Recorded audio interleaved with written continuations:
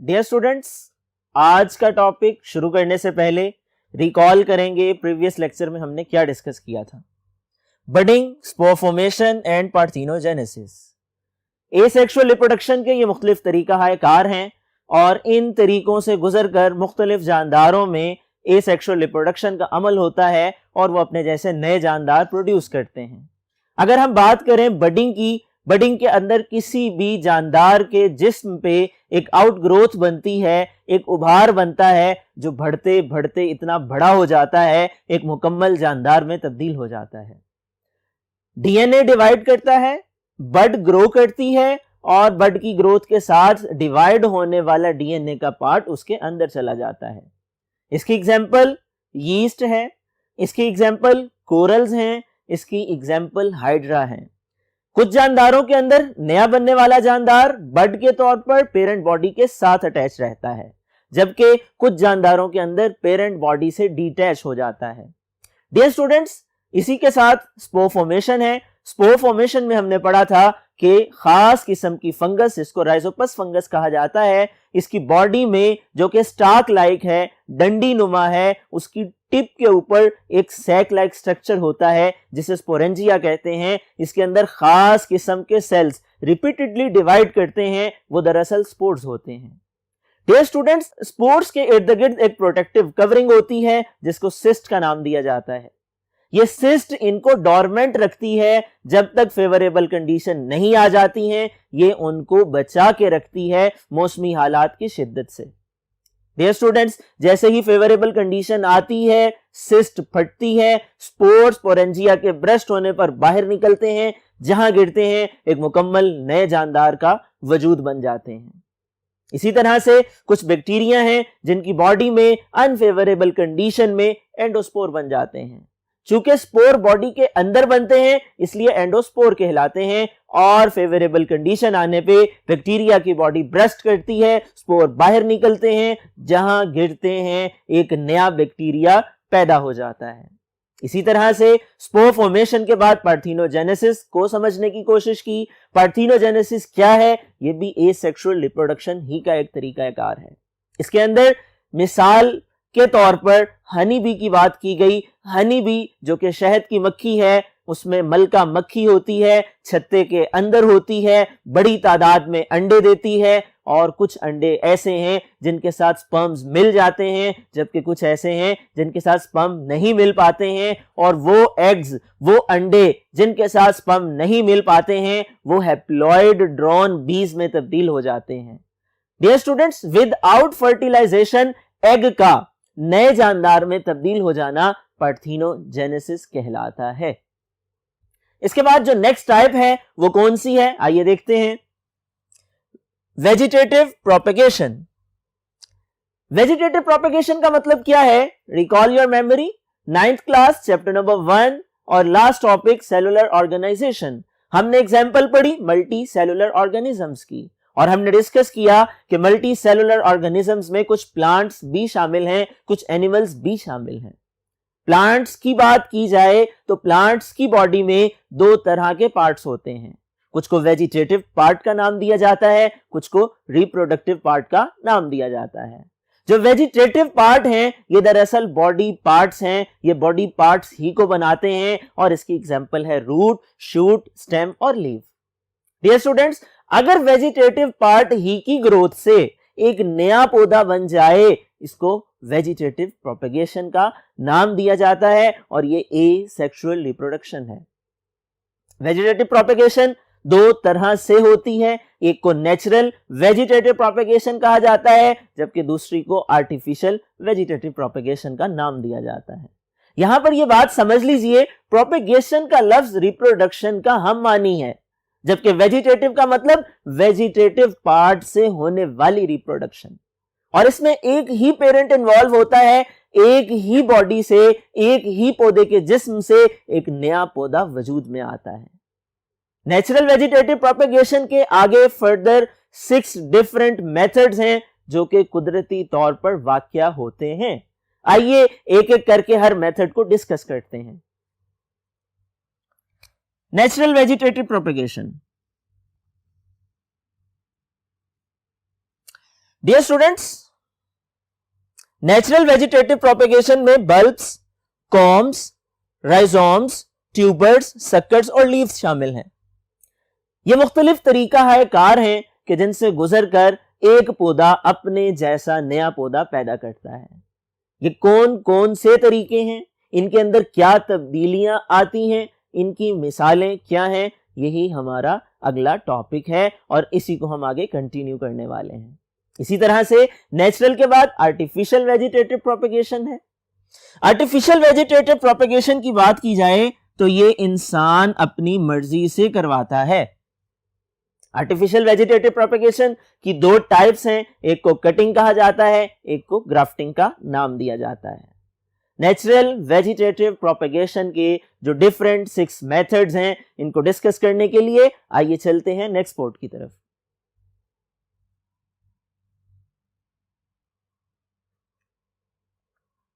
Dear students, further details क्या हैं आइए देखते हैं। Number 1, bulbs. नाम से जाहिर होता है जैसे कोई ऐसी चीज है जो बल्ब जैसी है, लेकिन ये वो बल्ब नहीं है जो आपके जहन में आ रहा है, ये वो बल्ब नहीं है जो रोशनी पैदा करने वाला है। डियर स्टूडेंट्स, ये बल्ब क्या होता है? ये दरअसल कुछ पौधों का वेजिटेटिव पार्ट है जो ज़ेरे जमीन होता है और फूला हुआ होता है। आइए देखते हैं इसकी डेफिनेशन क्या है।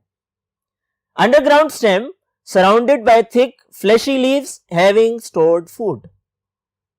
अंडरग्राउंड मतलब ज़ेरे जमीन, स्टेम का मतलब तना होता है, surrounded by thick fleshy leaves जिसके इर्द गिर्द मोटे और रस बड़े पत्ते होते हैं। थिक का मतलब मोटा और फ्लेशी का मतलब रस भरा, जिसके अंदर फूड है। ऐसे पत्ते फ्लेशी लीव्स कहलाते हैं। Having stored food. Dear students, ये फूले हुए क्यों होते हैं? क्योंकि इनके अंदर खुराक जहीरा होती है। और आपको अगर डायग्राम दिखाई दे रही है तो डायग्राम को देखिए, ये एक एग्जाम्पल है बल्ब की और ये अनियन का बल्ब है। ये ज़ेरे जमीन फूला हुआ तना है, इसके नीचे जड़ें हैं और ऊपर एक पत्ता मौजूद है। डियर स्टूडेंट्स, ये अंडरग्राउंड स्वोलन फूली हुई स्टेम है जिसके अंदर खुराक जहीरा है, इसके इर्द गिर्द छिलके मौजूद हैं। ये एग्जाम्पल है बल्ब की, और बल्ब की दो एग्जाम्पल्स यहां पर मेंशन करता चलूं, एक अनियन है और दूसरा ट्यूलिप है। ट्यूलिप किसको कहा जाता है? ये एक पौधा है जो गुले लाला कहलाता है। इस पे खूबसूरत किस्म के फूल लगते हैं। डियर स्टूडेंट्स, नेक्स्ट टाइप क्या है वेजिटेटिव प्रोपेगेशन की नेचुरल मेथड से? आइए देखते हैं। कॉम्स। कॉम्स का मतलब क्या है?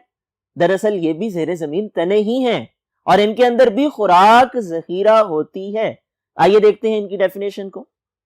शॉर्ट यानी छोटे, स्वॉलन मतलब फूले हुए, अंडरग्राउंड ज़ेरे जमीन, स्टेम्स मतलब तने। शॉर्ट स्वॉलन अंडरग्राउंड स्टेम्स, छोटे फूले हुए ज़ेरे जमीन तने, कंटेनिंग फूड्स, जिनके अंदर खुराक जखीरा है, इनको हम कॉम्स का नाम देते हैं। डियर स्टूडेंट्स, इस डायग्राम को देखिए, ये एक एग्जाम्पल है कॉम की और इसमें आप देख सकते हैं कुछ नोड्स मौजूद हैं, कुछ स्केल लीव्स मौजूद हैं और नीचे की तरफ निकलने वाली एडवेंटिशियस रूट्स मौजूद हैं। डियर स्टूडेंट्स, इसके एग्जांपल्स क्या हैं? इसके एग्जांपल हैं डैशीन और गार्लिक। गार्लिक किसको कहा जाता है? लहसुन को कहा जाता है। और डैशीन किसको कहा जाता है? ये अरवी की नस्ल का एक पौधा है। डियर स्टूडेंट्स, ये जो कॉम है, जो अंडरग्राउंड स्टेम है, इसके ऊपर छोटे छोटे उभरे हुए हिस्से होते हैं जिन्हें बड्स कहते हैं और बड्स से नई शूट निकलती है, नया प्लांट निकलता है। इसको अगर जमीन में दबा दिया जाए, लहसुन को या अरवी की नस्ल के इस पौधे को, उससे नया पौधा बन जाता है। तीसरी किस्म है राइजोम। राइजोम किसको कहा जाता है? ये भी नेचुरल वेजिटेटिव प्रोपेगेशन का एक मेथड है और इसके अंदर भी ज़ेरे जमीन फूला हुआ तना एक नए पौधे को जन्म देता है। इसकी डेफिनेशन क्या है? आइए देखते हैं। Horizontal underground stems with scale leaves. ये उफकी सतह पर, हॉरिजॉन्टल का मतलब है उफकी सतह पर फैला हुआ जेरे जमीन तना है, जिसके इर्द गिर्द क्या होता है, स्केली लीव्स होते हैं। स्केली लीव किसको कहा जाता है, छिलका नुमा पत्तों को। आप इस डायग्राम में देख सकते हैं, यह डायग्राम है एक राइजोम की जिसका नाम है जिंजर, और इसके नीचे से एडवेंटिशियस रूट्स निकल रही हैं, जबकि ऊपर वाली बड से नया पौधा ग्रो कर रहा है। यकीनन आप हैरान होंगे, क्या अदरक भी पौधे पे लगता है? जी हां, अपनी हैरानी को खत्म कर लीजिए, वाकई ही अदरक भी पौधे ही पे लगता है, और ये जेरे जमीन तना है, ये पौधे का हिस्सा है जिसे हम अपनी खुराक बनाते हैं। यहां पर एक और पॉइंट नोट कर लीजिए, buds and nodes are present. इस जेरे जमीन तने के ऊपर बर्ड्स और नोड्स मौजूद होती हैं, जिनसे नया पौधा बनता है और रूट्स भी इमर्ज होती हैं। डियर स्टूडेंट्स, नेक्स्ट मेथड क्या है डिस्कस करने के लिए, आइए चलते हैं नेक्स्ट बोर्ड की तरफ।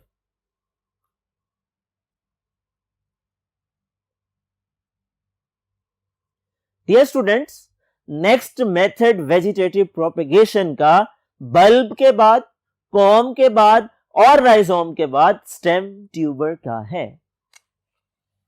स्टेम ट्यूबर, यह बड़ी दिलचस्प मिसाल है। यकीनन आपने आलू देखा होगा।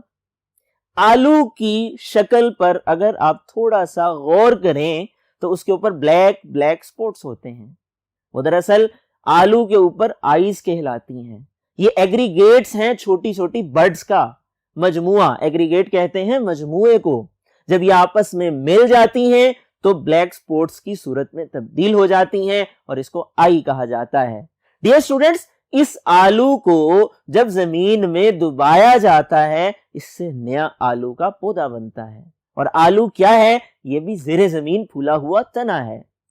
यकीनन आपका इत्तेफाक होगा, अगर कभी आलू ज्यादा अरसे तक घर में पड़ा रहे, उसको नमी भी मिले, उसे अच्छा माहौल भी मिले, तो उसके ऊपर नई शूट्स इमर्ज करना शुरू कर देती हैं और ये आइज से इमर्ज होती हैं। आइए डायग्राम को भी देखते हैं और डेफिनेशन को भी देखते हैं। Enlarged portions of underground stem, ये क्या है, जेरे जमीन स्टेम के तने के बढ़े हुए हिस्से हैं। Have aggregation of tiny birds called eye, इनके ऊपर छोटी छोटी बर्ड्स का मजमुआ मिलकर ब्लैक डॉट्स बनाता है जिनको आई कहते हैं। और इसके एग्जाम्पल क्या है, पोटैटो एंड यम।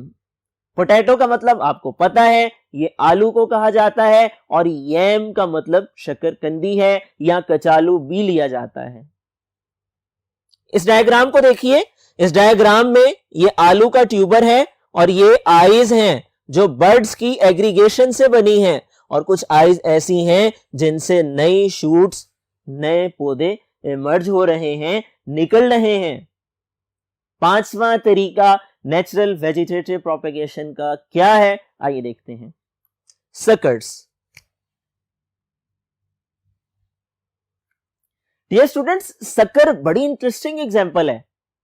यकीनन आपने पुदीने का पौधा देखा होगा। पुदीने का पौधा बहुत नर्म और नाजुक होता है। ये जैसे जैसे ग्रो करता है, ये बेंड करना शुरू कर देता है, झुकना शुरू कर देता है, और अगर इसके झुके हुए किनारे की एक टिप जमीन के साथ टच कर जाए, जमीन के नीचे चली जाए, उसके ऊपर मिट्टी आ जाए, नीचे से नई जड़ें निकल आती हैं, ऊपर से नया तना निकल आता है और एक नया पौधा बन जाता है। यह दिलचस्प तरीका ग्रासेस में भी पाया जाता है। डियर स्टूडेंट्स, ये बड़ा हैरानकुन तरीका है और अल्लाह ताला की निशानियों में से एक निशानी है कि एक पौधे का एक किनारा जब जमीन के नीचे चला जाता है, थोड़े से फासले पर होता है, उस फासले पे मौजूद जेरे जमीन किनारे से नीचे नई जड़ें बन जाती हैं, ऊपर नया तना निकल आता है, दरमियान से काट दिया जाए तो नया पौधा तैयार हो जाता है। Lateral stems close to ground grow underground from some distance and then turns up producing new plants. अगर आपको डेफिनेशन पूछ ली जाए, आप यूं लिख सकते हैं, लेटरल का मतलब उफ़क़ी सतह के बरअक्स जानिबी अतराफ को कहा जाता है, दाएं बाएं की साइड को कहा जाता है। तो लेटरल स्टेम यानी जानिबी अतराफ पर मौजूद stems close to the ground, जो कि जमीन के करीब हैं, ग्रो अंडरग्राउंड, जेरे जमीन चली जाती हैं, ग्रो करती हैं, फ्रॉम सम डिस्टेंस, कुछ फासले पर, एंड देन टर्न्स अप, और फिर ऊपर की तरफ निकल आती हैं, प्रोड्यूसिंग न्यू प्लांट्स, और उससे नए पौधे बन जाते हैं। डियर स्टूडेंट्स, इसकी एग्जाम्पल क्या है? मिंट और क्राइसेंथेमम। मिंट कहा जाता है पुदीने को, और क्राइसेंथेमम कहा जाता है गुले दाऊदी को। ये बड़ा खूबसूरत किस्म का पौधा है और इसकी एग्जीबिशन भी लगती है इसके सीजन में लाहौर के अंदर। डियर स्टूडेंट्स, इसके रंगारंग किस्म के फूल होते हैं और ये भी सकर्स के जरिए ग्रो करवाया जाता है। लास्ट और आखिरी मेथड नेचुरल वेजिटेटिव प्रोपेगेशन का क्या है, आइए देखते हैं। लीव्स, ये आज का सबसे दिलचस्प टॉपिक है कि लीव्स के जरिए से भी नए पौधे बनते हैं। वो कैसे? जी हां, कुछ पौधे ऐसे हैं, अल्लाह ताला की कुदरत का ऐसा शाहकार है, उनके पत्ते मोटे होते हैं और उनके किनारों के ऊपर, मार्जिन्स के ऊपर बारीक पॉइंटेड एंड्स होते हैं, बड्स मौजूद होती हैं और उनके अंदर फ्लैशी लीव्स की वजह से रस भरा मवाद यानी उनकी खुराक मौजूद होती है। ये पौधे अपने पत्ते जब नीचे गिरा देते हैं, अगर उन पत्तों को फेवरेबल कंडीशंस प्रोवाइड कर दी जाएं तो उनसे नए पौधे ग्रो करना शुरू कर देते हैं। इन पत्तों के मार्जिन्स के ऊपर नए पौधे ग्रो करना स्टार्ट कर देते हैं और ये अमल खास किस्म के पौधों में पाया जाता है जिन्हें ब्रायोफाइलम कहा जाता है और इनका कॉमन नेम पत्थर चट है। डियर स्टूडेंट्स, ये आज का टॉपिक बहुत ज्यादा अहम था, दिलचस्पी से भरपूर था, एग्जामिनेशन पॉइंट ऑफ व्यू से सवालात आते हैं, लॉन्ग क्वेश्चन भी आता है, शॉर्ट क्वेश्चंस भी बनते हैं और एमसीक्यू भी पूछे जाते हैं। आपसे पूछा जा सकता है वेजिटेटिव प्रोपेगेशन की डेफिनेशन बताइए, आपसे पूछा जा सकता है स्टेम ट्यूबर से क्या मुराद है, आपसे पूछा जा सकता है कॉम किसे कहते हैं, इसी तरह से राइजोम से क्या मुराद है, इसी तरह से सकर्स के जरिए वेजिटेटिव प्रोपेगेशन कैसे होती है, और यह भी पूछा जा सकता है analyst the names of vegetative propagation methods, उसमें आप सिर्फ नाम लिखेंगे। इसी तरह ये पूरा लॉन्ग क्वेश्चन भी पूछा जा सकता है describe in detail about various methods of natural vegetative propagation. और एमसीक्यू पॉइंट ऑफ व्यू से अगर बात की जाए तो यहां पर पौधों के नाम लेकर मिसाल बता करके ऑप्शंस में पूछा जा सकता है बताइए ये कौन सी नेचुरल वेजिटेटिव प्रोपेगेशन है। डियर स्टूडेंट्स, मुझे उम्मीद है आपको ये टॉपिक अच्छी तरह से समझ आ गया है। आपने इसको समझने पर ही इक्तफा नहीं करना है बल्कि फौरन से पहले याद भी कर लेना है। मुझे उम्मीद है आप टीचर की इंस्ट्रक्शन को फॉलो करेंगे। अगले लेक्चर तक के लिए अपना ख्याल रखिएगा। अल्लाह हाफिज।